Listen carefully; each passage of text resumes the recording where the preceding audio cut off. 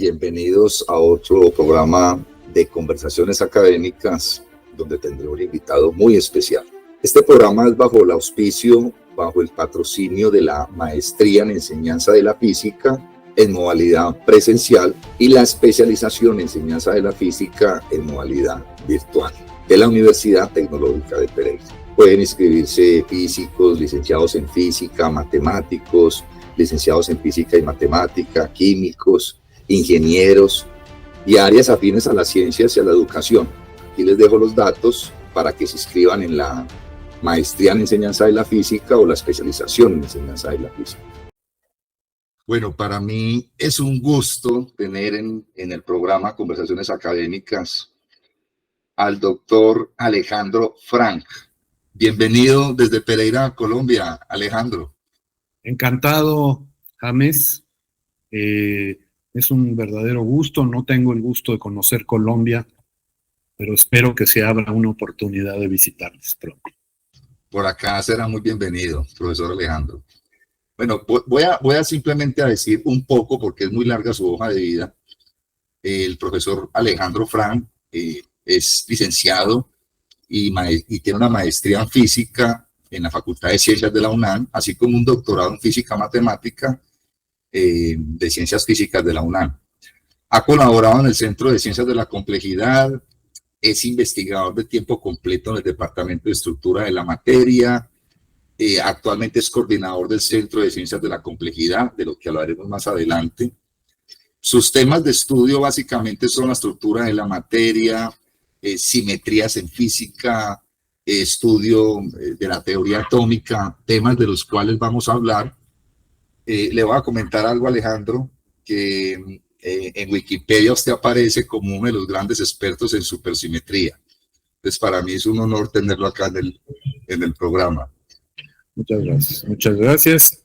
Quiero hacer una pequeña corrección, y es que desde hace pues algunos meses, ya casi va a ser un año, ya no soy el coordinador del Centro de Ciencias de la Complejidad. Fui uno de los fundadores y acabo de dejar ese puesto, pero sigo colaborando fuertemente con ese espacio nuevo de la universidad que ya hablaremos. Gracias, James. Gracias a usted, Alejandro. Bueno, a mí me da pena hasta decir Alejandro, pero eso lo habíamos hablado ahora. No, bueno, en México nos tuteamos. En Colombia el uso del usted es diferente que en México, me parece. Bueno, vamos a hablar. Y nos tuteamos. Muy bien. Bueno, yo le voy a comentar algo, ya que el programa tiene como título Conversaciones Académicas. Quiero que trabajemos un rato acerca de los átomos. Entonces, yo creo que usted ya lo conoce, pero voy a hacer un bosquejo, digamos, para los que nos van a escuchar. El primero que habló de los átomos realmente fue un griego, un físico griego. Bueno, es físico porque la palabra física viene de los griegos, que fue Demócrito, y él decía que todo estaba compuesto de átomos y vacío. Pero tocó esperar, yo creo que más de 1800 años para demostrar básicamente que Demócrito tenía algo de razón, y luego empezamos a hablar de modelos atómicos hasta el modelo actual. Entonces yo quisiera empezar con una pregunta básica, aunque creo que no es tan básica. ¿Qué es el átomo?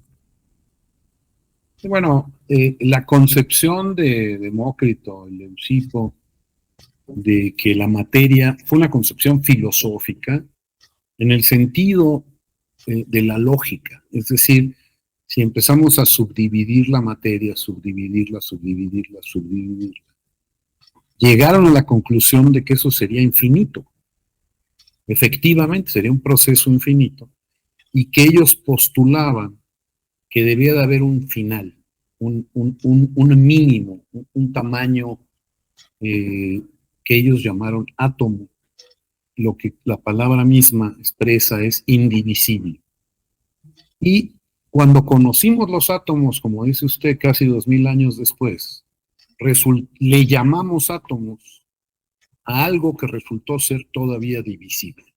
Pero no importa, el átomo está constituido de un núcleo en el centro, eso lo supimos hace menos de 100 años, aproximadamente, rodeado de electrones, más de 100 años, ¿no? Con Rutherford, los experimentos de Rutherford que demostraron que el átomo, en el sentido que usamos ahora, no de lo más indivisible, estaba constituido, como usted sabe seguramente, público, por un núcleo central pequeño, cargado positivamente, y está rodeado de electrones. Ese fue el gran descubrimiento del profesor Rutherford en Inglaterra. Sin embargo, más adelante se descubrió que ese núcleo, a su vez, el electrón sí es como el final del partido, no se puede dividir al electrón, pero el núcleo mismo, que es el centro y el que define las características químicas de los elementos, pudo descubrirse que está constituido a su vez de otras partículas, que son los protones cargados positivamente y los neutrones, que como su nombre dice, no tienen carga. Y que ahí dentro, en este espacio tremendamente pequeño, que su dimensión es de, a ver si lo podemos explicar, es una millonésima de un centímetro. Es una cuestión difícil de lo pequeño, pero para explicarlo mejor, el átomo mismo, el átomo más sencillo de todos, está constituido de un protón, en ese caso el núcleo es un solo protón, y un electrón. Ese, digamos, complejo del protón y el electrón mide algo así como una centésima de una millonésima de centímetro, nada más. Pero para que la gente entienda, vamos a imaginar que ese átomo lo agrandamos y es del tamaño de una cancha de fútbol. El núcleo estaría en el centro y sus dimensiones serían las de una cabeza de alfiler.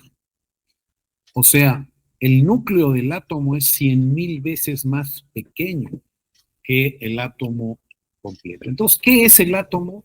Bueno, el átomo quedó el nombre en este sistema de los elementos con un núcleo y los electrones, pero no, digamos, cumple con lo que Demócrito y Leucipo hablaban en el sentido de ser la última manera de partir la materia, porque esta a su vez está constituida de protones y neutrones, el núcleo, y los protones y neutrones, parecería un juego de muñecas rusas, está constituido de lo que se llaman quarks.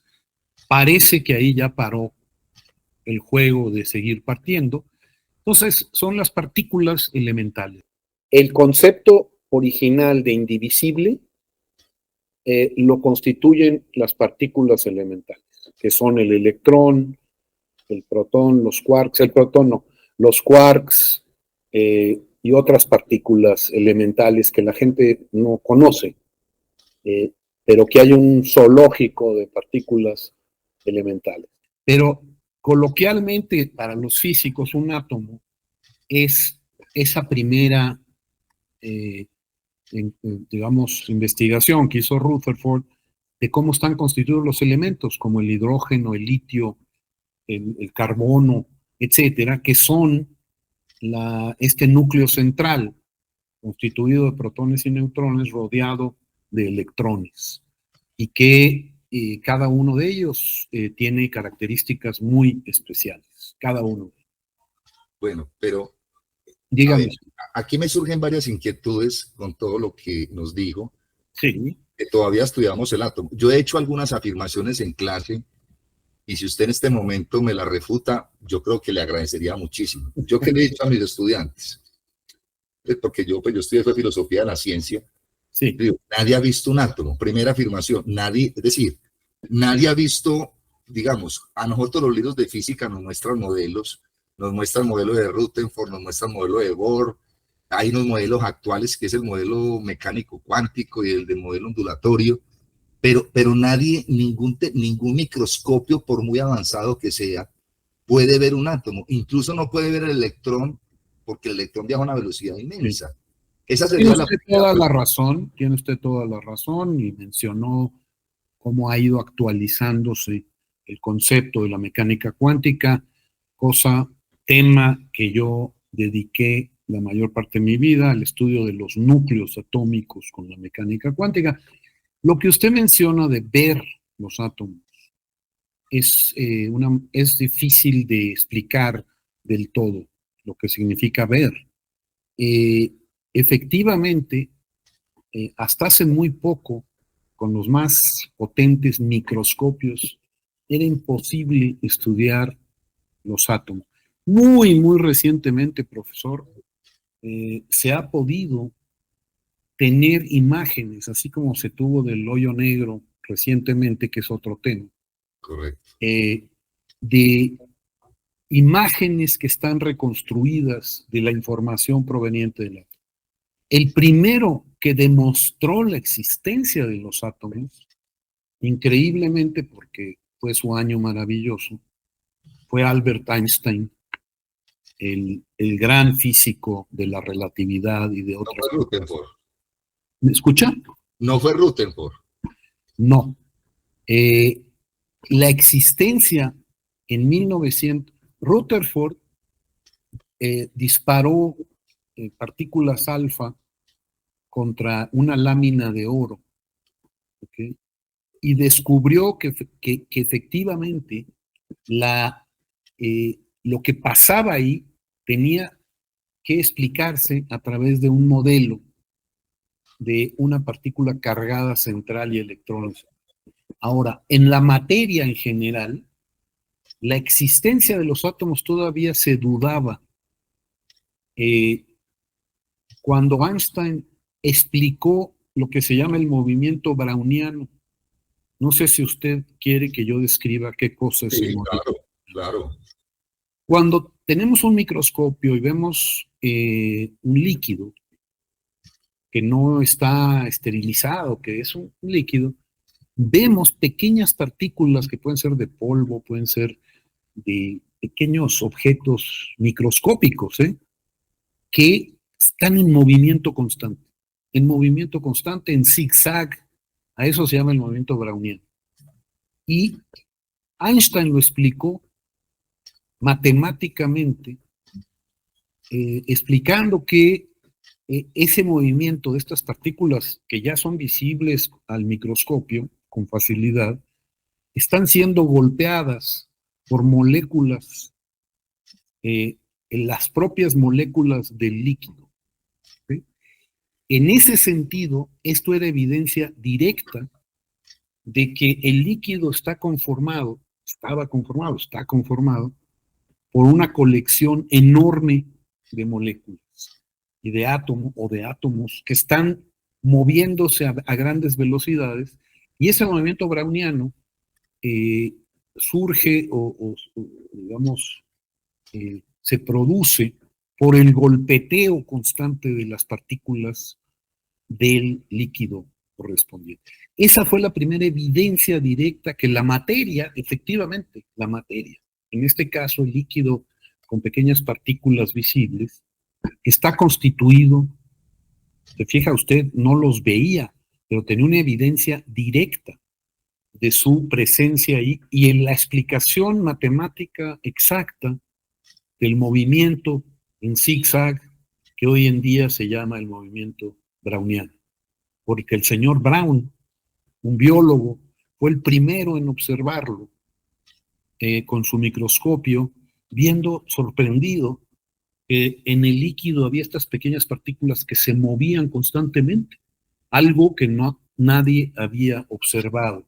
Un poco como cuando Galileo volteó con su telescopio y observó, abrió una nueva ventana, construyendo su propio telescopio, y vio que el sistema planetario era muy distinto a lo que se creía. Más o menos igual. Correcto. Gracias. Dígame.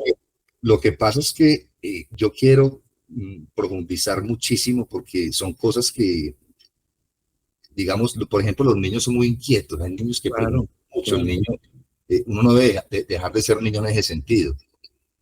Bueno, creo que me resolvió la pregunta quien haya podido ver un átomo. Digamos que lo conocemos de una manera, diría yo, indirecta o directa. Indirecta en Directa. ese sentido, pero hay ahora sí, después del movimiento browniano, después del descubrimiento de Rutherford, de la constitución de ese átomo. Esto que le hablo de Einstein sucedió en 1905, año en que produjo 4 artículos, se le llama el año milagroso o maravilloso de Einstein, que tenía 26 años.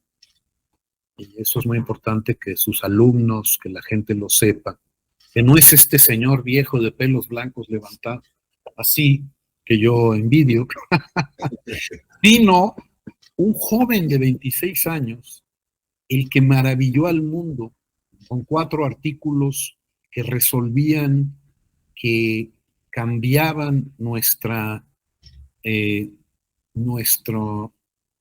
idea del tiempo, del espacio, y al mismo tiempo otros problemas que tienen que ver con la mecánica cuántica, de onda, partícula. Es una historia maravillosa la de este muchacho. Muy bien. Yo quiero, antes de proseguir con esos temas que están todos muy interesantes, porque acá tengo varias cuestiones. Sí. Cuando usted nos explicó el átomo, usted nos comentó que, imaginemos una cancha de fútbol, digamos 100 metros, no sé, más o menos, pensaría yo. Sí, bueno, el átomo tiende a ser más bien esférico. Esférico. Es para hablar de dimensiones. Para ilustrarlo, listo. Para ilustrarlo, sí, dígame. Y digamos que usted nos decía que comparado con la cancha de fútbol, el núcleo del átomo sería como la cabeza de un alfiler. Así es. Entonces, la pregunta, entonces, ahí van varias cuestiones que quiero trabajar con este ejemplo, que es un ejemplo didáctico, es una. Sí.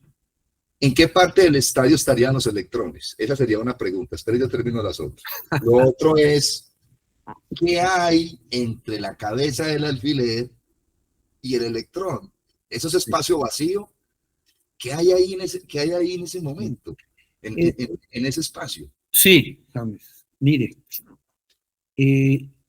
las preguntas ustedes son muy buenas,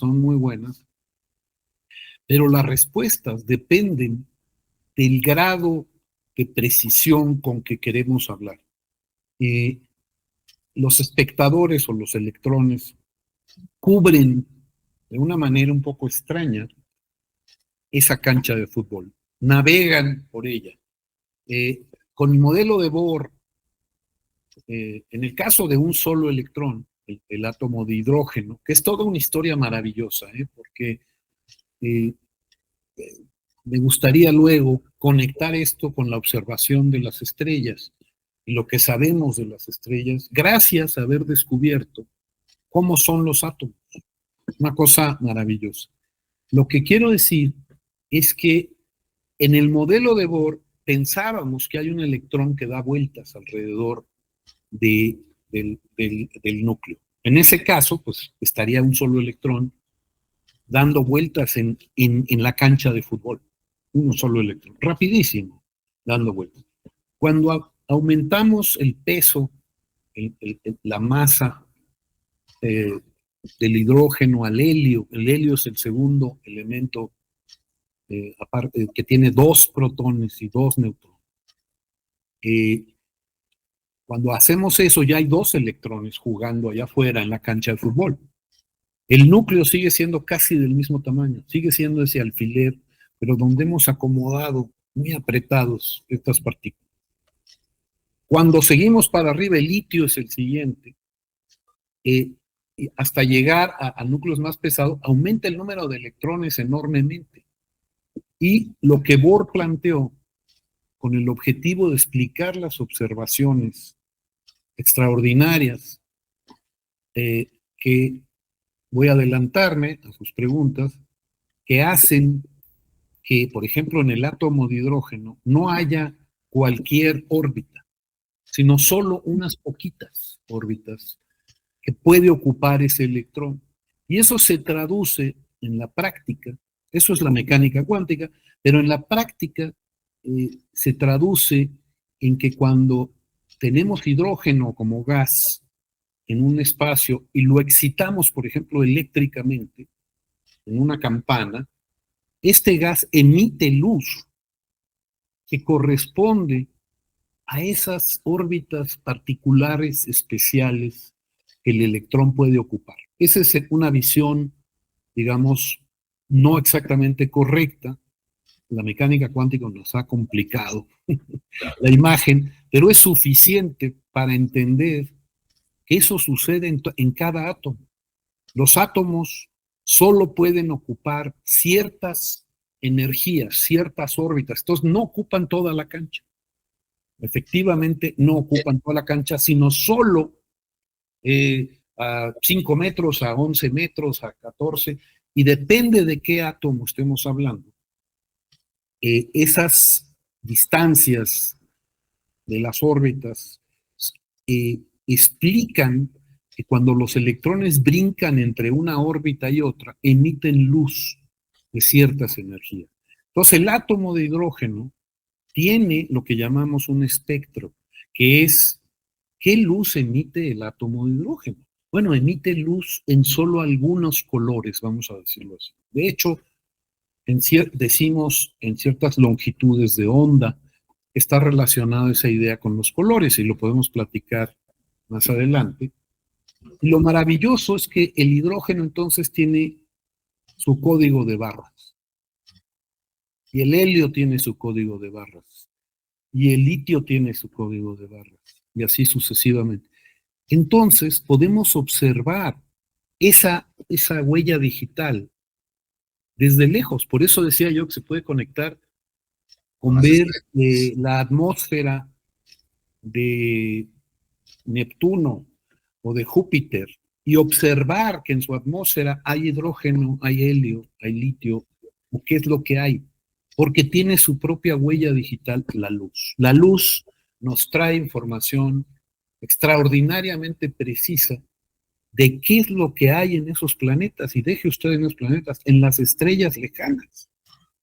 Gracias a la comprensión de la mecánica cuántica, la física de lo más pequeño, hemos sido capaces de deducir qué hay en estrellas lejanísimas a nosotros, qué elementos viven ahí, ¿no? Y eso fue solo el principio. Después, usando esa misma información, hemos podido descubrir, por ejemplo, que en general las estrellas se alejan rápidamente unas de otras. Lo que se llama la inflación o digamos, la dilatación del universo. Es una cosa, lo que le quiero transmitir a usted y a sus alumnos es la maravilla de la ciencia, de cómo el conocimiento, el estudio de lo más pequeño, nos ha enseñado algo sobre el universo en su conjunto en el que vivimos. Y el efecto de que se alejan es otro efecto que se pueda entender también perfectamente y que se manifiesta en estas código de barras. Usted ha oído una ambulancia cuando se acerca a usted y cuando se aleja de usted. El efecto Doppler. Es el efecto Doppler, que para sus alumnos lo que quiere decir es que cuando la fuente de sonido, en ese caso, se acerca a nosotros, se vuelve más agudo el sonido. Cuando se aleja, el sonido lo percibimos como más grave, más bajo. La luz pasa lo mismo. En la luz, la velocidad a la que tiene que mover el objeto es muchísimo mayor, pero se mueve, esas líneas de las que hablábamos, ese código de barras, se mueven hacia el rojo, o sea, hacia menor frecuencia. Estamos comparando sonido aquí con luz. Con luz. Se mueve hacia el rojo, se llama el corrimiento al rojo.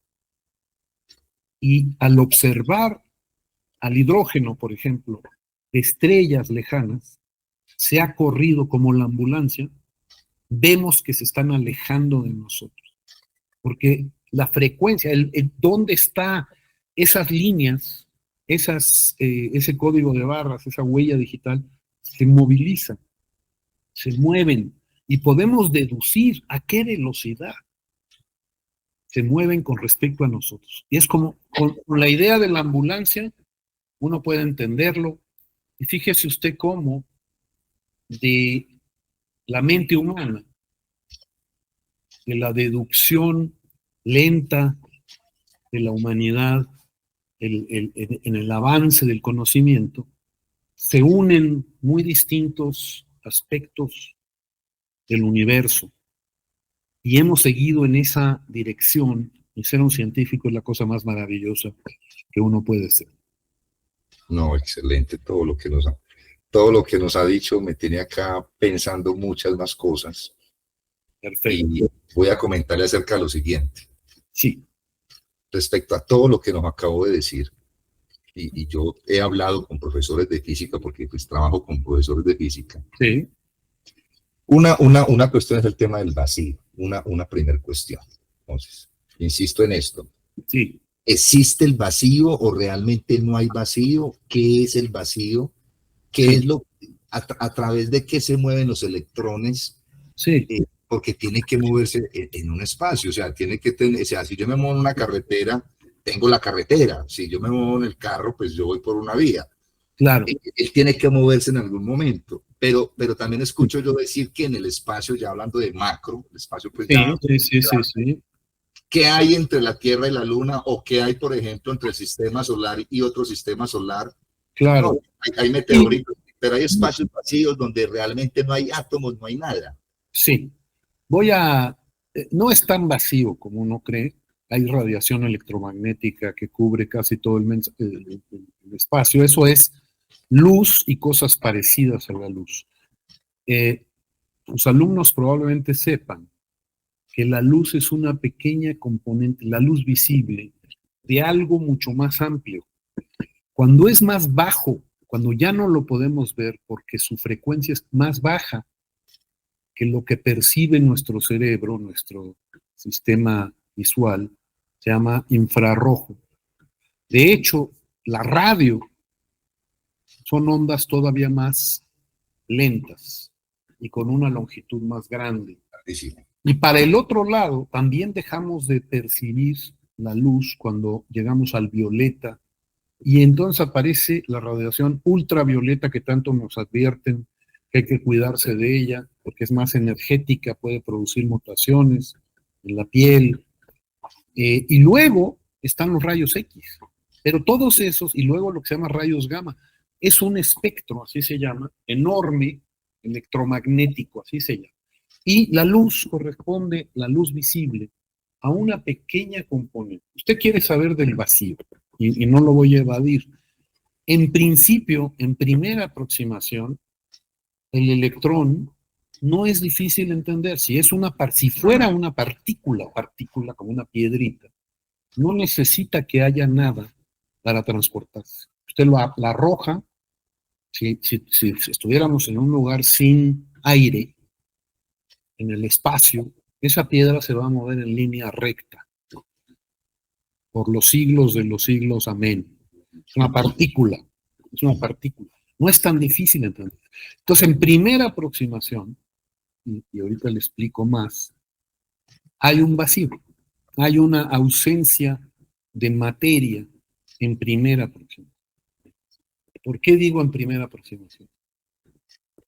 La pregunta más cercana a su preocupación es cómo se transportan más bien las ondas, la luz, porque esas no son, en cierto modo, no son partículas, en otros modos sí son partículas. Ya lo hablaremos un poco después, son los grandes misterios de la mecánica cuántica, pero en primera aproximación, ¿en qué se transportan las ondas electromagnéticas? Normalmente las ondas, nosotros las pensamos en un medio, el agua. Tiramos una piedra, vemos cómo se crea estas oscilaciones. Conocemos esa física desde hace mucho tiempo. La gran pregunta de si la luz es onda o partícula ha cambiado de parecer varias veces, pero básicamente se llegó a la conclusión que la luz son ondas. ¿Okay?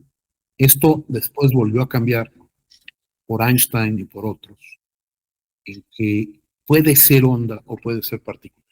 El transporte de la partícula es evidente. Usted tira una piedra.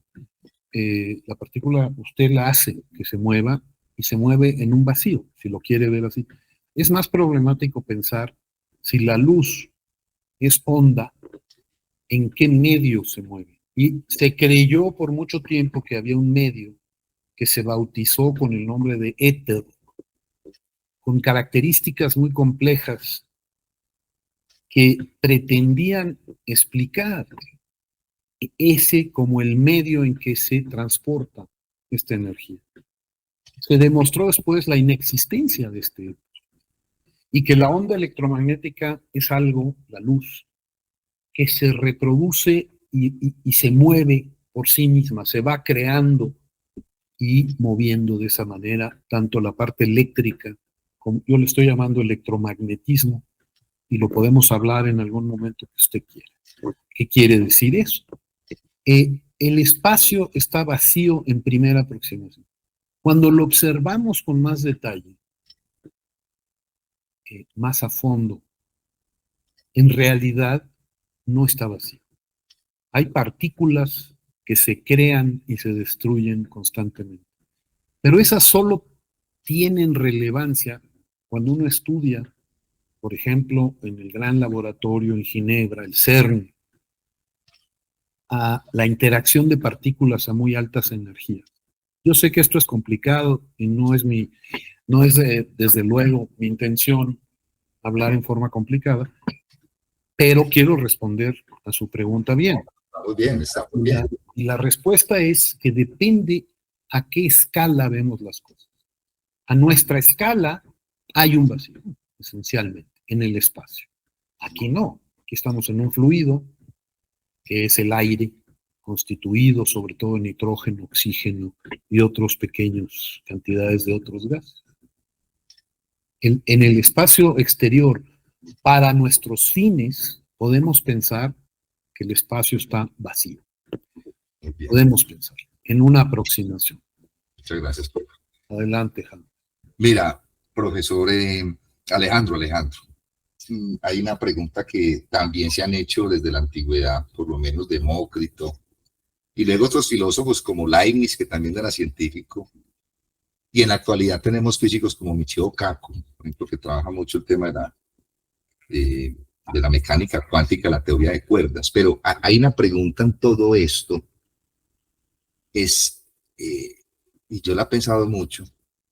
Uno puede pensar cosas muy pequeñas, listo, entonces yo pienso el electrón, pienso el protón, y puedo pensar que eso está compuesto por quarks, y esas partículas por otras y por otras. Entonces la pregunta es, ¿existe lo infinitamente pequeño? No. La ciencia... Creemos en este momento, quiero decir algo muy importante, la ciencia no encuentra la verdad.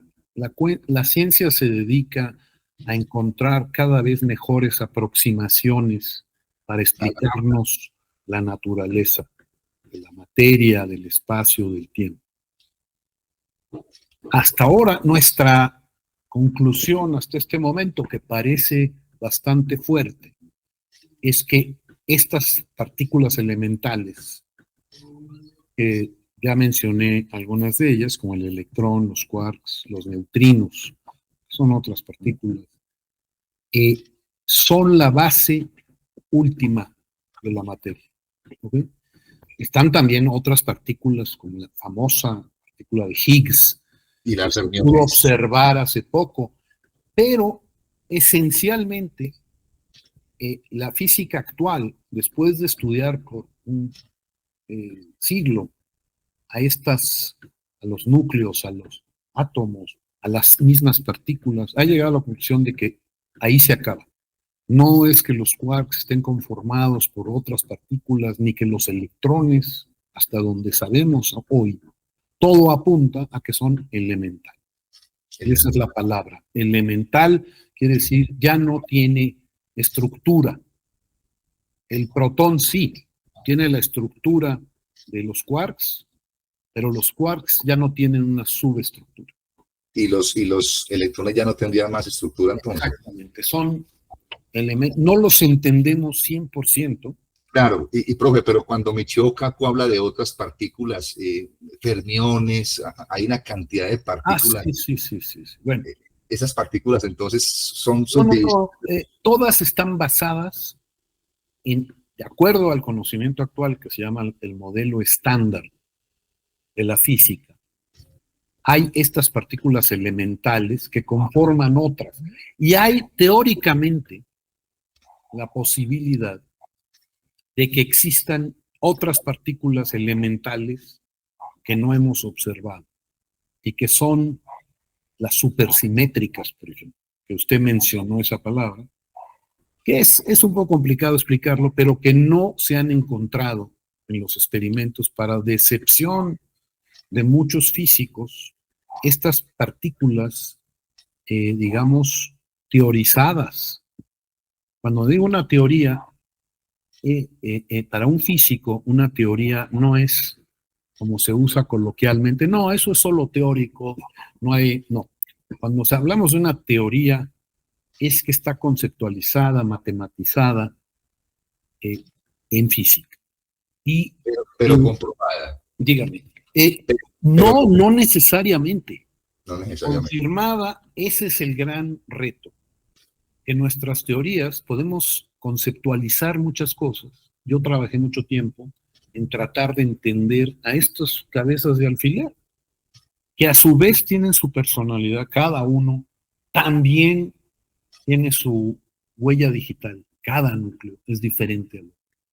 Son como, lo podríamos pensar como pequeñas campanitas que solo, es una metáfora, solo resuenan con ciertos sonidos.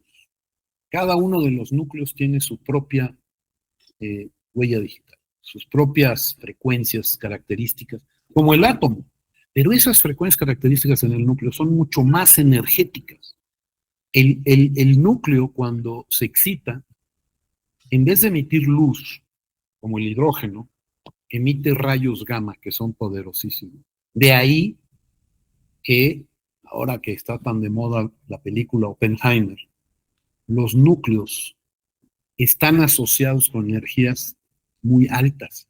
Cuando partimos al núcleo, la fisión nuclear, podemos obtener grandes cantidades de energía. Lo hacemos pacíficamente en los reactores de fisión nuclear, que también podemos hablar de eso, y lo podemos hacer explotar también, por desgracia, en forma de energía explosiva, la famosa bomba de Hiroshima y Nagasaki, y toda esta historia. Entonces, pues es realmente maravilloso. James, es difícil en una conversación poder transmitir todo lo extraordinario que resulta comprender estas cosas y poder entonces utilizarlas para el bien y desgraciadamente a veces para el mal.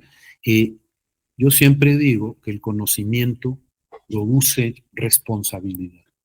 Si solo tenemos piedras a nuestra mano, pues no vamos a dañarnos tanto.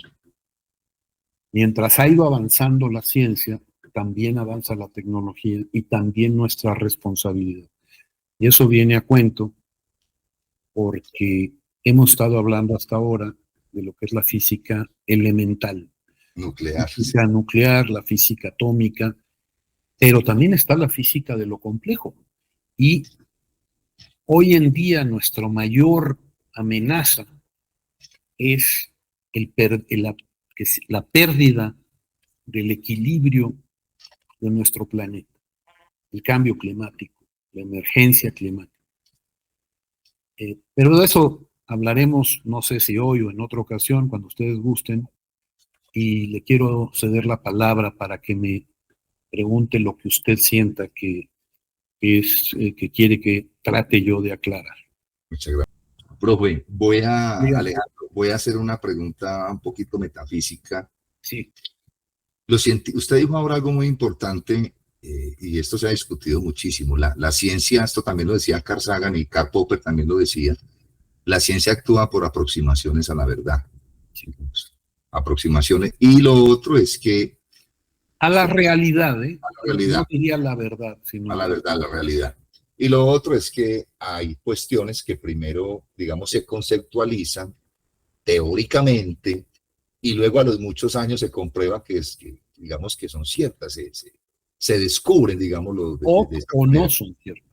Exacto. Las dos cosas se pueden. Un caso, por ejemplo, fue las ondas gravitacionales, que creo que fueron descubiertas en el 2015, si no estoy mal, si no me falla 100 la años después de que fueron. fue. Y la otra fueron los agujeros negros, que también fueron descubiertos muchísimo tiempo después de que se conceptualizaron, ¿no? Ahí sí no me acuerdo. Es correcto. Bueno, entonces, haciendo esas aclaraciones, que repito, esta pregunta puede ser muy metafísica. Si yo cojo un átomo y me devuelvo 13.500 millones de años atrás, que es una cantidad de tiempo inmensa, que ni uno es capaz de entender esa cantidad.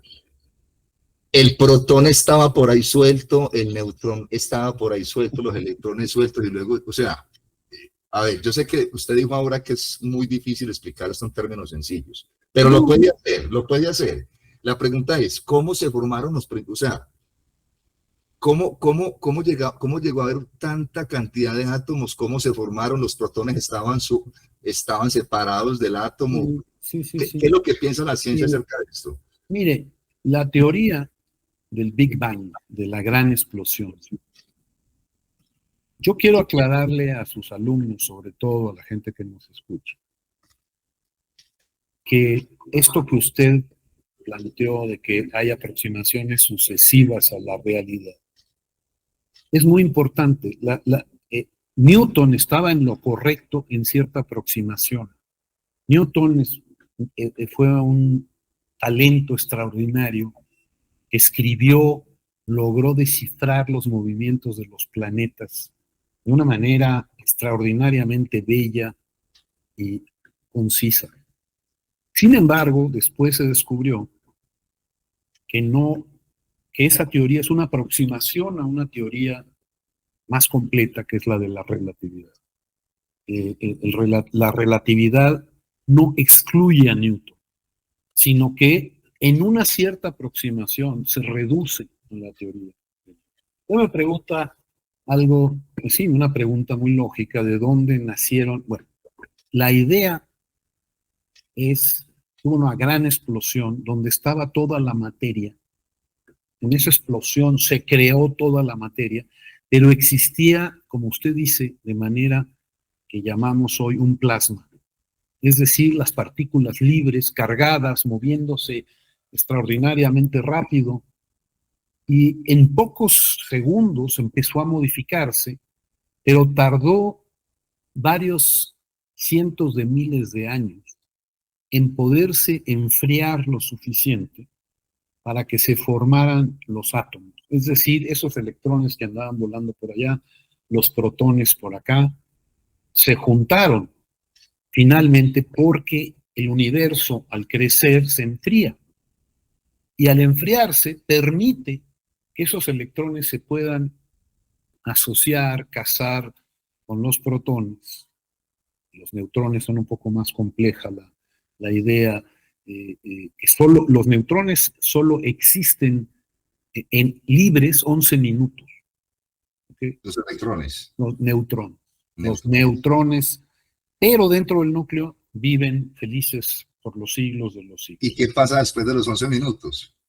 Decaen. Se forma un protón, un electrón y un antineutrino, así se llama. No es una partícula. El neutrón es una partícula no elemental, sino que está, de alguna manera, decae, no vive para siempre. El protón creemos, pero no estamos 100% seguros, que sí tiene una vida infinita. ¿Y el electrón? También. El electrón no decae. Hay otras partículas que solo viven milésimas de segundos. Michio Kaku, cuando habla de estas partículas exóticas, se refiere a partículas que no vemos en la vida diaria, sino que creamos en los laboratorios como el CERN, a grandes energías, surgen estas partículas que luego viven milésimas o millonésimas de segundo, pero que somos capaces de observar. Las partículas elementales no tienen un decaimiento, viven, se quedan. Se pueden formar partículas nuevas que viven milésimas y se descomponen precisamente en estas partículas elementales siempre. Yo quería agregar, ya que usted es filósofo, parte de científico, algo importante.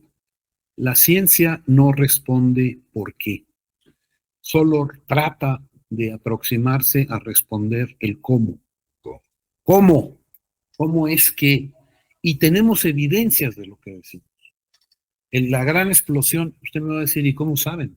Hace 13.800 millones de años, aunque ahorita hay dudas de ese tiempo, porque cada vez que observamos mejor y más profundamente, encontramos muchas veces contradicciones a lo que creemos. Y así es la ciencia. Y tenemos que mejorar nuestras teorías para explicar esas observaciones. Usted está preocupado por saber de dónde vienen. Bueno, no lo sabemos. Sabemos que en la gran explosión tenemos evidencias en este momento que creemos muy sólidas. Residuos. De la gran explosión. Hay un residuo de radiación que así se le llama, la radiación que permea todo el universo. Radiación de fondo. Es la radiación de fondo en el espectro de radiofrecuencias, en donde vemos esta radiación en todo el universo como un residuo, como si estuviéramos viendo mucho después una explosión en una casa. Hubo una explosión y uno ve que quedaron ahí manchas, quedaron destrozos, quedaron evidencias claras de esa explosión. Entonces no vemos, es maravilloso porque de hecho usted sabe que hay una velocidad máxima de movimiento y que cuando miramos una estrella, a veces estamos mirando a una estrella que ya no existe. Del pasado. Del pasado, porque se tardó millones de años en llegar y a lo mejor ya explotó. Porque las estrellas, como nosotros, tienen un nacimiento, viven un ciclo y mueren. Todas ellas son objetos complejos que creemos entender bien cómo funcionan. De nuevo, gracias a nuestros conocimientos de lo pequeño, de la física nuclear, la fusión, en ese caso al revés que la fisión, la unión que la gravedad hace peleando contra esta radiación nuclear. Y la estrella evoluciona, se hace vieja, y dependiendo del tamaño de esa estrella, va a vivir más o menos. Resulta que mientras más grandes son, viven menos. Se consumen rápidamente, su combustible nuclear se consume y explotan en lo que se llaman novas y supernovas. Y todo esto está ligado una cosa con otra, es lo que yo quisiera transmitirle a la gente que lo escucha. Yo le felicito mucho de una vez, aunque al rato lo felicite más. Gracias. Por hacer esta divulgación, esta comunicación de las ideas, para que la gente lo pueda entender en la medida de lo explicable en base a nuestro lenguaje. No, profe, y tranquilo, usted con lo que acabo de decir, con las últimas ideas, me acuerdo, bueno, primero yo no soy científico, también quiero hacer claridad en eso. Tengo espíritu científico, digámoslo así. Me ha gustado la ciencia y, conozco algunas cuestiones, pero pongo este ejemplo. Carl Sagan dice que para no entender las leyes de Maxwell, uno se puede demorar por lo menos 15 a 20 años. Entonces ahí donde uno dice... Se me hace raro que Carl Sagan haya dicho eso. Él es uno de mis héroes en el mundo. El primer libro que leí de él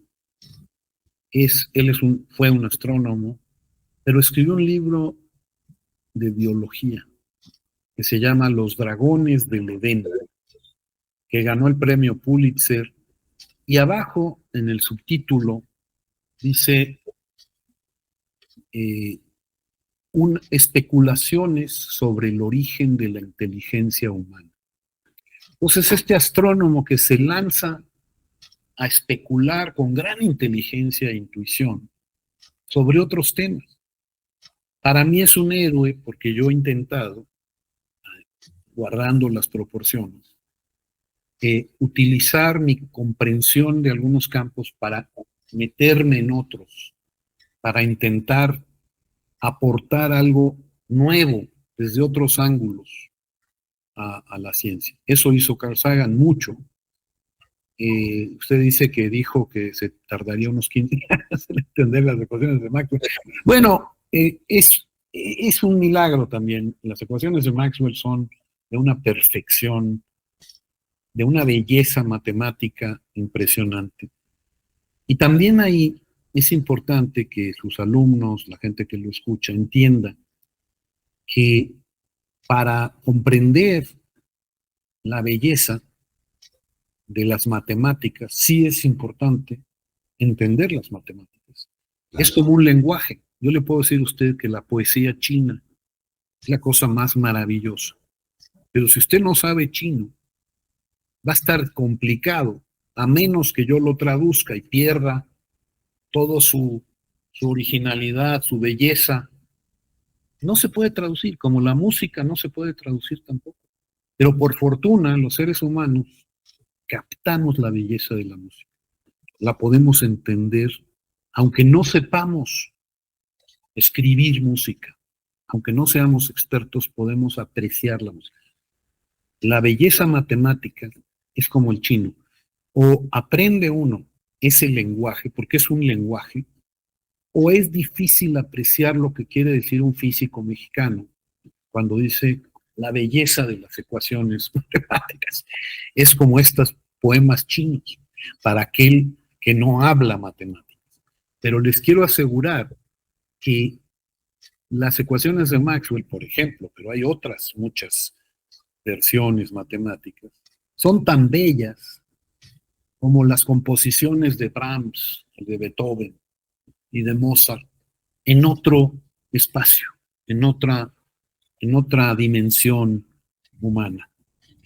Y es de una belleza extraordinaria, impresionante, y que se ha ido construyendo esta estructura matemática cada vez más, y nos ha permitido entender, tratar de, como decíamos, por aproximaciones sucesivas, ir entendiendo al universo que nos rodea, lo más posible. Bueno, profesor Alejandro, llevamos rato trabajando los átomos y, insisto, esto es un estudio prácticamente de toda la vida, pero creo que nos ha dado unas muy buenas apreciaciones acerca de la evolución del desarrollo, digamos, de la explicación de cómo funcionan los átomos.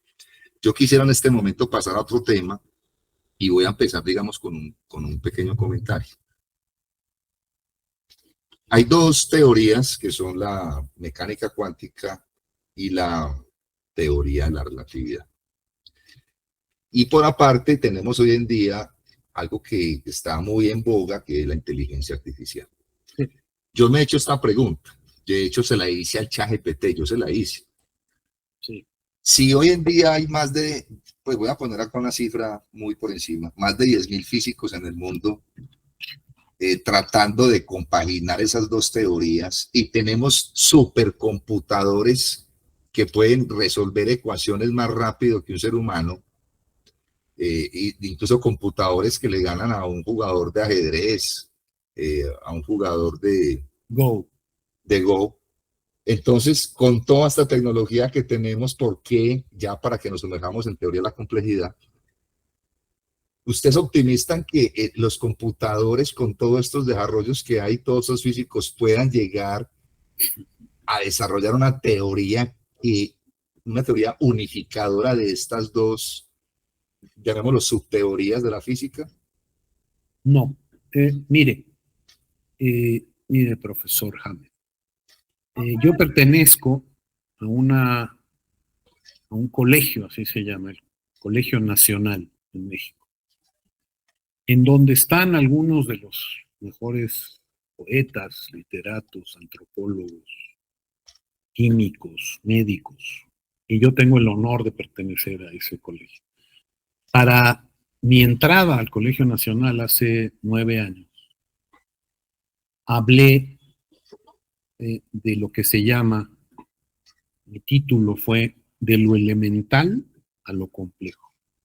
Y expliqué que lo elemental no es lo simple, ni lo complejo es lo complicado. Y narré cómo yo mismo, digamos, recorrí el camino entre lo elemental, que es todo lo que hemos estado hablando. Lo elemental, le llamamos partículas elementales, aquellas que conforman. Los elementales son los elementos fundamentales de la materia. Y lo complejo no quiere decir complicado, quiere decir el complejo, el conjunto de esos elementos y sus interacciones, cómo van conformando la estructura. Usted me hizo varias preguntas, una tiene que ver con lo complejo, la otra con la inteligencia artificial, que no necesariamente están ligados tan estrechamente. Usted me pregunta también otra cosa difícil de contestar, si yo creo que se van a unificar las grandes teorías de la física que parecen incompatibles, de lo muy pequeñito y de lo muy grande.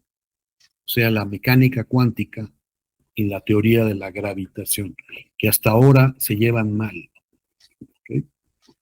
No necesariamente se van a unificar, y la inteligencia artificial hasta ahora solo nos ayuda a poder hacer las cosas mucho más rápido.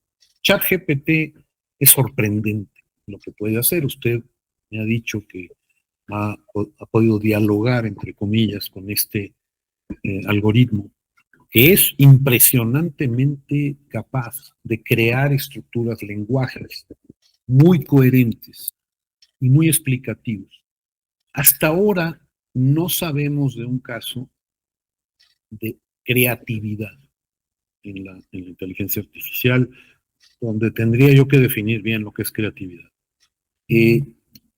Sí nos ha ayudado a resolver problemas que nos tomarían muchísimo tiempo resolver, porque son muy complicados, pues, y porque tienen una capacidad, estas inteligencias artificiales, de buscar la realidad de una manera alternativa, que es un poquito extraña, porque fíjese usted que no sabemos bien cómo lo hace la inteligencia artificial.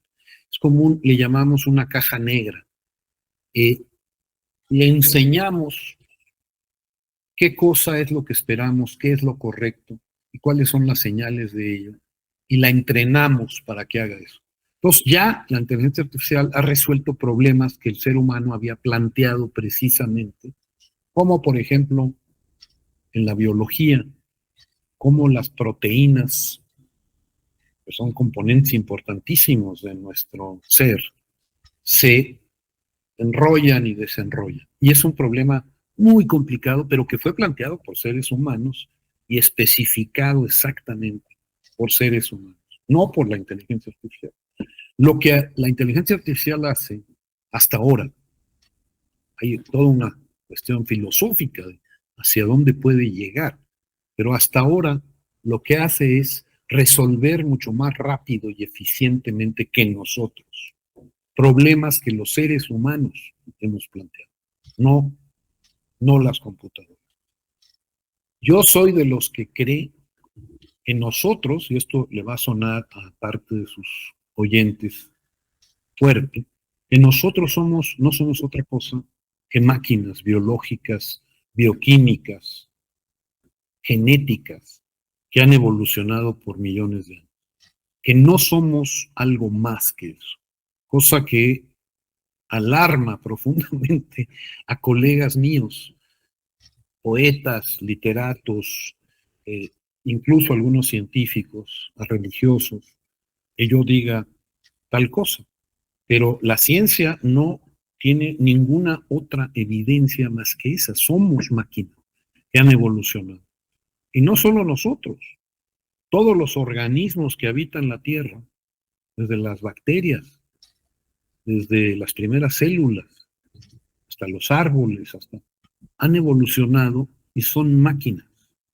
Son máquinas que han adquirido nosotros, hemos adquirido un grado de conciencia muy grande, pero una cucaracha tiene un grado de conciencia. Una cucaracha lo ve usted y huye desaforada, busca alimentarse, reproducirse, tiene un grado de conciencia de sí misma. La complejidad y la inteligencia artificial son dos cosas, son dos temas verdaderamente que se pueden unir, porque los problemas de la complejidad efectivamente son complicados también, no solo complejos. Yo le quiero recomendar, profesor, que busque las páginas diferentes de lo que se llama el Colegio Nacional de México. El Colegio Nacional. Lo de él es importante, el Colegio Nacional, para identificarlo, y va a encontrar charlas grabadas de muchísimos temas. En particular, a mi persona, humildemente hablando, del paso de lo elemental a lo complejo. ¿Y qué es la complejidad? Y cómo pensar en la complejidad. ¿Y qué es? ¿Por qué es diferente el pensamiento complejo de la metodología científica más común, que es el reduccionismo? Hemos ido como si hubiera una cebolla quitándole capas, como hubieran predicho Demócrito y Leucipo, quitándole capas y comprendiendo a esos elementos de manera cada vez más profunda, más profunda, más profunda. Pero resulta que hay otros aspectos de la realidad que tienen que ver con el camino inverso. Usted me preguntaba cómo es que se volvieron átomos. De ser un plasma de partículas, cómo se convirtieron en átomos, cómo se hicieron las moléculas, cómo se crearon galaxias y estrellas, que son estructuras mucho más complejas que de donde partieron, que son un gas cargado, un plasma, a tener estructuras que además forman planetas y tal vez en muchos de ellos haya vida. ¿Y qué es la vida? Bueno, entonces, este camino inverso hacia la organización, hacia la, digamos, creación de estructuras cada vez más complejas, no la entendemos del todo, aún. Pero esa es la complejidad. El abarcar hacia afuera y descubrir patrones, el encontrar matemáticas, encontrar lenguajes para describir estos procesos organizativos. Acerca de la inteligencia artificial, también yo tengo ahí, no quiero hacerme propaganda yo, hay de muchas personas, de muchos temas, pero en los temas científicos también tocamos el tema de la inteligencia artificial. Yo invito generalmente a expertos, no es mi campo, pero invité a 3 de los más grandes expertos de México a hablar de ello. Y cada uno de ellos hace una apreciación de lo que siente. Las preguntas que usted me acaba de hacer también se han planteado ahí. ¿Qué son? ¿Hacia dónde va la inteligencia artificial? ¿Será que estas máquinas, yo ahorita dije algo en este momento, que nosotros somos máquinas biológicas que hemos evolucionado? ¿Será que las máquinas también van a evolucionar y adquirir conciencia, adquirir de alguna manera inteligencia, creatividad, espontaneidad? No lo sabemos. Yo no veo razones que lo impidan, de principio, no lo veo. Puede ser que estas máquinas, estos algoritmos, son solo las células, los primeros pasos de otro tipo de evolución que nos va a llevar, no sabemos hacia dónde. ¿Okay? Hay mucha gente que cree, y no quiero ser muy negativo, que la subsistencia de los seres humanos está en entredicho. No conocemos vida más que en este planeta. No estoy hablando de inteligencia, estoy hablando de vida. Solo la conocemos en la Tierra. Y la Tierra está enferma. No hemos sabido respetar, porque ahí también viene la complejidad, a la ecología, la biosfera, la correlación de fuerzas. No habíamos entendido hasta hace muy poco que dependemos de las abejas, dependemos de las plantas, dependemos de, o sea, vemos, si exterminamos a los mosquitos puede tener una repercusión enorme. Yo le voy a mandar un artículo que publicaron hoy, de un científico español que explica el fenómeno de la complejidad de una manera maravillosa, con un ejemplo que se llama los lobos de Yellowstone.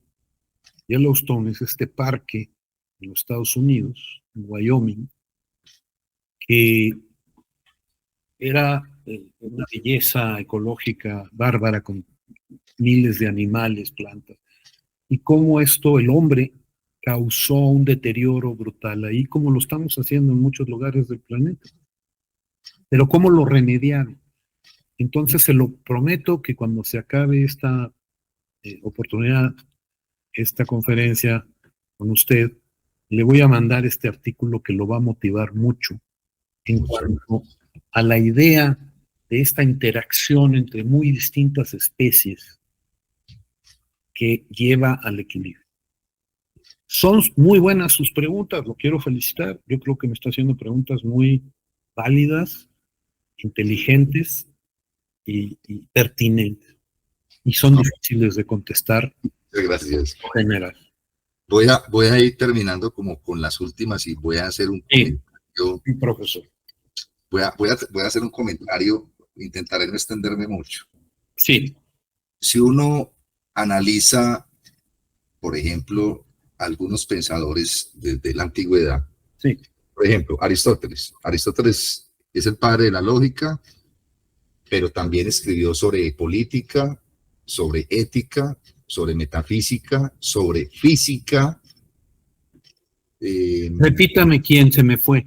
Aristóteles. Aristóteles, claro. Metafísica, sí. Física, ética, política, hizo un estudio de los animales, entonces yo podría decir, no, pero es considerado un filósofo. Aristóteles, digamos que tiene un conocimiento, yo no sé si llamarlo interdisciplinar o transdisciplinar. Bueno, voy a poner otro ejemplo. Digamos, pero cuando pasan los siglos, uno ve que algunos pensadores, y yo también podría entender eso, dado que el conocimiento es tan amplio, principalmente a partir del siglo XVIII, el conocimiento empezó a crecer, digamos, de una manera exponencial, no sé. Yo diría desde Galileo. Galileo, un poquito antes, el Renacimiento, Galileo, Kepler, todas estas figuras. Correcto. Ya hoy en día es imposible, yo lo diría que es imposible que un ser humano pueda dominar todas las disciplinas. Así es. Ahora, entonces, ¿qué me preocupa a mí? Pues yo acá estoy analizando algo sobre lo que es algo disciplinario, solamente son las disciplinas aparte. Algo multidisciplinario es que analiza diferentes perspectivas de disciplinas, pero las mantiene separadas entre ellas. Algo interdisciplinario es que trata de enlazar algunas de esas disciplinas en ciertas cuestiones que puede ser. Y algo transdisciplinario es que como que crea un nuevo paradigma, un nuevo conocimiento. Correcto. Pero hay algo que en el fondo, digamos, no sé cómo decirlo en este momento acá en Colombia, hay algo como que no me cuadra mucho. Es que como cada ser humano en particular, es muy difícil conocer todo. O sea, yo no puedo conocer toda la biología, toda la física, incluso la física tiene más ramas del conocimiento. Hay gente que se especializa en el núcleo del átomo, pero no se especializa en el origen de las estrellas o no se especializa en la energía. En las tormentas, correcto. Etcétera. Entonces, ¿cómo si hay tantas disciplinas y cada disciplina se está súper especializando, ¿cómo podríamos hablar entonces de que podemos tener un conocimiento multidisciplinar? O transdisciplinario, inclusive. A ver, déjeme contestarle. Ha tocado usted un tema muy central, actual en mi vida. toda nuestra interacción se refirió esencialmente a mis primeros décadas en la ciencia, a lo microscópico, donde no es necesaria la multidisciplina. No es necesario porque un núcleo en sí mismo no le importa a qué temperatura está el lugar donde está, no interactúa, está ahí en su escala, esta terriblemente pequeña escala. ¿Sí? Cuando vamos a la química ya hay una interacción de muchísimas moléculas. No, ya hablar de la vida o de hablar de la conciencia implican una enorme complejidad y generalmente se ha confundido la dificultad. Es muy común en Colombia, en México, en cualquier parte que digan, no, lo más duro son las matemáticas y la física. No, las matemáticas son un lenguaje lógico. La física, en principio, trata con las cosas más elementales, como ya hablamos. Un electrón, un protón, un núcleo, un átomo. No lo puedo comparar con un ser humano, con la complejidad. Entonces se ha confundido esta idea y la gente dice, no, voy a estudiar psicología porque no me da para entender. No, la psicología es un mundo, un universo. La sociología es estos universos interactuando unos con otros. ¿Okay? No toqué la filosofía, que es su campo, pero es como la metafísica, el análisis del pensamiento mismo, de qué es esto que estamos haciendo y que yo admiro profundamente. Pero creo que incluso ahí es importante que un filósofo que habla del tiempo, del espacio, de la existencia, conozca lo que sabemos los físicos al respecto.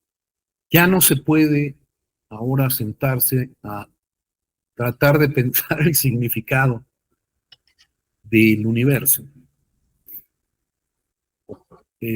a partir de la introspección. Es necesario que haya este diálogo con los físicos, con los biólogos, con los químicos. Entonces, su pregunta es muy relevante y de hecho, sin querer hacerme propaganda, quiero comentarle, usted lo dijo al principio, el Centro de Ciencias de la Complejidad. Y le voy a contestar su pregunta ejemplificando qué es lo que estamos tratando de hacer ahí y por qué. La UNAM, como usted probablemente sabe, es una de las universidades más grandes del mundo. Grandes y complejas, porque es enorme, tiene 350,000 estudiantes repartidos en distintas sedes, tiene una cantidad enorme de espacios, desde observatorios a estaciones en la selva, hasta 2 barcos oceanográficos, etc. Es maravillosa la UNAM, pero está constituida de 100 o 500 disciplinas distintas que se hablan muy poco. Como usted mismo me está señalando. ¿Por qué? Porque el que es un súper especialista en núcleos generalmente no puede hablar con un biólogo, o con un geofísico, o con un sociólogo, un abogado. Bueno, ¿cómo resolvemos eso? Bueno, es que no se trata de que los individuos aprendan todo esto, sino que puedan interactuar y aportar para crear, pero necesita hacerse un espacio especial. Los ingenieros han defendido y defenderán su oficio, los médicos el suyo. Para que un médico y un ingeniero hablen, pues hay circunstancias, pero no hay una estructura para que lo hagan. Pensando en ello, varios colegas en su servidor, como decimos en México, pensamos crear este espacio de encuentro, ¿okay? Donde no hay especialistas fijos que trabajan ahí. ¿Por qué? Porque el modelo actual de conocimiento se rigidiza. Usted va a una facultad, a un instituto de investigación, y el sistema obliga a la gente a convertirse en un gran especialista en un tema o en dos temas, y se queda ahí produciendo para sobrevivir, para recibir el salario de un científico, el reconocimiento necesario. ¿Cómo lograr que se hablen estos? Porque no se trata, insisto, y la pregunta es muy buena, ¿cómo vamos a hacer transdisciplina si hay miles de áreas del conocimiento? Bueno, el C3 está intentando desde hace 15 años y desde hace 8 o 9 con un edificio propio, diseñado para el encuentro, en el que intentamos que efectivamente, y lo hemos logrado en varios ejemplos muy interesantes, los médicos y los físicos y los matemáticos y los computólogos hablen y vean los problemas de salud, en ese caso, de una manera diferente cada uno. Yo no sé lo que sabe el médico, pero el médico no sabe lo que yo sé de matemáticas, de interpretación de los datos. Y podemos, si nos respetamos con mucho respeto, combinar nuestros conocimientos. Entonces sí se puede, pero se requiere de un esfuerzo especial de muchas instituciones que no se congelen. ¿Qué quiero decir con que se congelen? Los institutos de la UNAM, la UNAM y sobre todo la parte céntrica de la UNAM, lo que se llama Ciudad Universitaria, no sé si usted ha estado en la Ciudad de México. No he tenido la Tendría oportunidad. que ver lo que es un monstruo complejo, la Ciudad de México. En Ciudad Universitaria, en el sur de la Ciudad de México, es gigante y hay miles, literalmente, de profesores, de investigadores, que rara vez se hablan entre sí, fuera de vamos a tomar un café y cómo te va. ¿Ok? Cuando se les contrata hoy en día a los investigadores y logran que se les dé un puesto definido, se le llama aquí definitividad, pero es absurdo, es lo que en Estados Unidos llaman tenure, que es, ya eres un profesor de planta.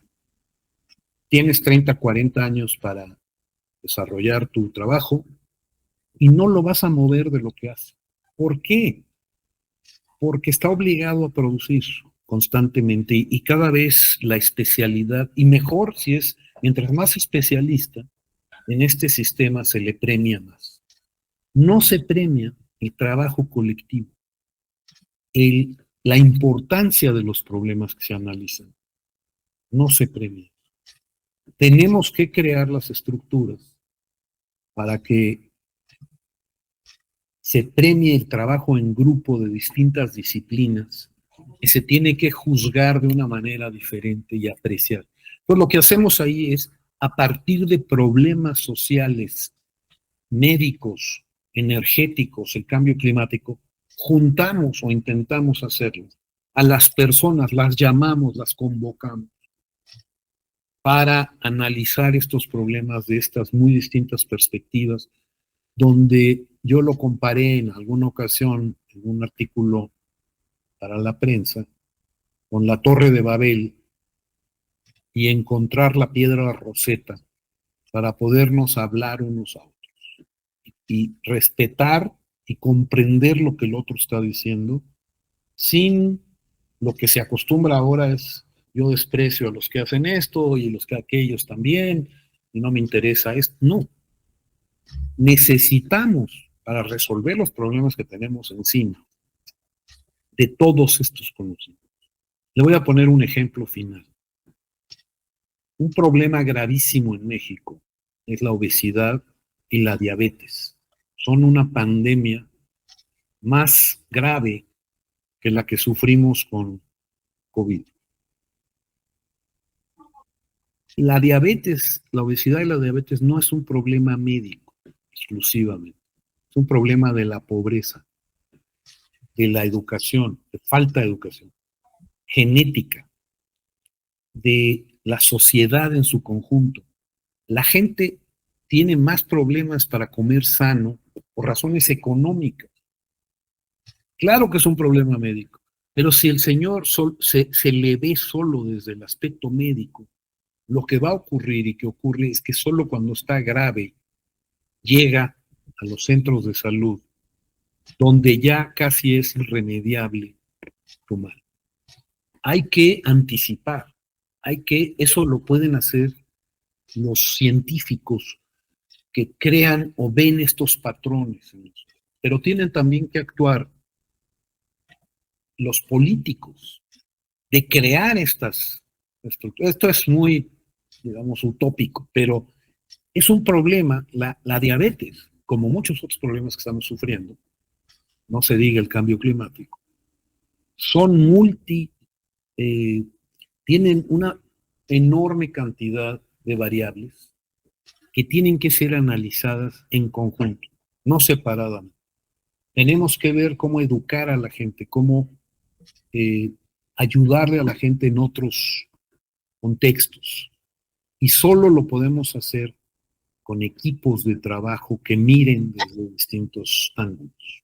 Y ahí concluyo mi explicación y lo invito a que entre al Colegio Nacional, YouTube y otras de sus líneas de comunicación y explore un poco algunos de estos temas. Claro que si usted se mete a la red puede encontrar un universo de respuestas. Y a veces es difícil distinguir las que son buenas, las que no son tan buenas, etc. Yo le estoy dando una mirada a la complejidad, una mirada a la inteligencia artificial reciente, fresca, que tal vez le ayude a decidir el siguiente programa, con quién lo va a hacer y cómo enfocarlo. Si le parece bien, profesor James. Alejandro, de verdad que estoy muy contento con este programa y yo empezaría diciendo, lo primero por la cordialidad con la que me aceptó. Voy a ser honesto acá, vamos a ser honestos con el público, le hablé por Facebook y luego por WhatsApp y muy cordial y mire, aquí estamos, mire cómo se conecta el mundo.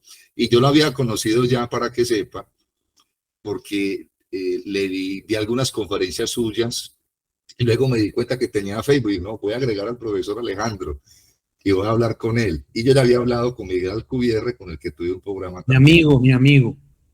Eso me di cuenta. No, yo le agradezco muchísimo y de verdad que bienvenido cuando venga a Colombia, profe. Ojalá que pudiera venir. Y le agradezco mucho por haberme aceptado la invitación. No, encantado, James. Mira, los científicos no solo no debemos encerrarnos en una torre a tratar de comprender el universo. Acabamos de hablar de la complejidad. Es imprescindible que comuniquemos la visión científica, la mirada científica a la gente, a toda la gente, porque de eso va a depender el futuro de la humanidad, de que podamos revertir los problemas que estamos enfrentando, de migración, de pobreza, de desigualdad, de emergencia climática.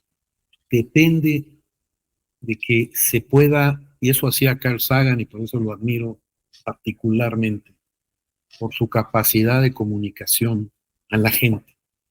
El programa Cosmos, su libro favorito para mí, su libro Testamento, que murió relativamente joven, es el siguiente: El mundo y sus demonios. Así se llama el libro. Y abajo dice la ciencia como luz en la oscuridad. Y ese es su más importante mensaje. Nadie nos va a venir a salvar. Estamos solos, hasta ahora. Hay una grabación que me voy a permitir recomendarle, de él en inglés original, pero también traducida al español y grabada en español, se llama El punto azul pálido. Me va a tener grabado con ello, pero El punto azul pálido ¿Qué es el punto azul pálido? Resulta que cuando se lanzó una sonda que ya salió del sistema planetario después de 40 años, no sé cuánto, Sagan, que fue el encargado de mandar un mensaje a posibles seres inteligentes en otros lugares del universo, que la probabilidad de que lo encuentren es más o menos 0, pero hagámoslo, es un símbolo. Se mandó todo un mensaje de la humanidad a posibles seres inteligentes en otras partes del universo. Entonces él pidió, cuando iba pasando por Saturno, esta nave, en su camino hacia afuera del sistema planetario, pidió que se volteara la cámara de esta nave y tomara una foto de la Tierra. Y la Tierra desde ahí se ve como un puntito azul pálido. Y él se lanza a hablar sobre ese punto azul pálido de una manera poética, brillante, inteligente y con un mensaje muy grande. Ahí en ese punto azul pálido, no quiero adelantar porque me gustaría mucho que usted lo oyera, es donde ha sucedido y donde todas las tragedias, todos los dictadores, todos los romances, todas las guerras, todas las ideas de un pequeño grupito de quedarse con un pedacito de ese punto azul pálido. Es como una perspectiva y decir, tenemos que salvar a este planeta. Ya entonces, cuando hizo este programa, hace décadas, se veía el enorme peligro que nosotros mismos hemos pues creado, que hemos producido, el gran reto de sobrevivir.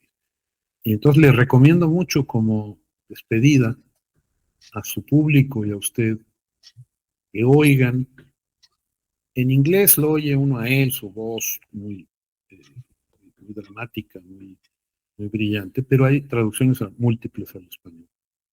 El punto azul pálido, para tratar de reenfocarnos desde una perspectiva lejana, que ahí estamos. Es el único lugar donde sabemos en este momento que hay vida. Deje usted vida inteligente, vida. Nadie nos va a salvar si no nosotros mismos lo intentamos. El libro que se llama El mundo y sus demonios. Los demonios no son otra cosa que la superstición, la ignorancia y la superstición con la que cargamos como humanidad. Y la ciencia, él la ve como la posibilidad de hacer un lado eso y enfocarnos en la supervivencia, no solo nosotros, de nuestra especie hacia el futuro. Entonces, cuando usted me agradece tanto, yo le digo, es mi obligación absoluta y es parte de mi vocación. Yo tengo otro programa, se llama Programa Adopte un Talento, que es un programa que hemos creado para los niños mexicanos, para orientarlos hacia la ciencia. El programa Adopte un Talento. Algún día hablaremos de eso, don James, y me despido de ustedes, auditorio, que me ha aguantado ya suficiente tiempo, y le agradezco mucho a usted la oportunidad de comunicarme con sus oyentes colombianos. Colombia siempre me ha parecido un país muy atractivo al que no conozco. Entonces tendré que ir antes de que se me acabe mi tiempo de observación sobre el planeta. Un inmenso abrazo, Alejandro. Gracias a usted y pronto seguiremos en contacto.